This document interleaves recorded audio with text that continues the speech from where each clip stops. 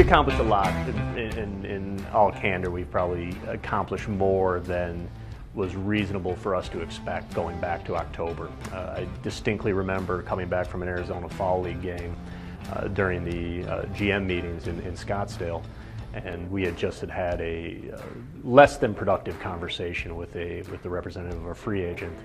And I remember sitting down in my room thinking, this may be a little tougher to plug as many of these needs as we feel we have, and not real sure what the roadmap is to get in there.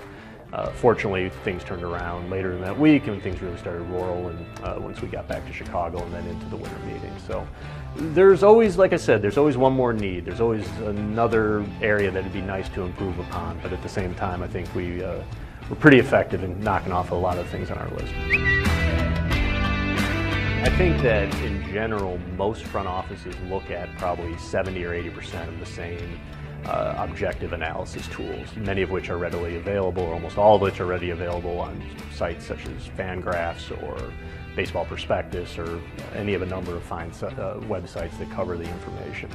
What really sort of separates each team from each other is how they use that information. Well, how much does it weighed into their decision making, as well as sort of that last 20 or 30%, the proprietary information that they do work on.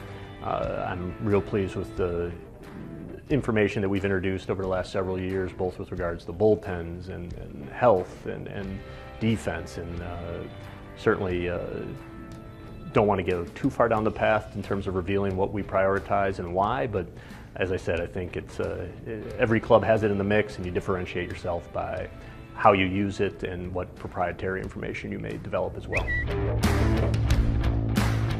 That sounds like a question from @MicahJohnson3, who really should be more focused on what he's learning in hot yoga this offseason than Michigan hoops.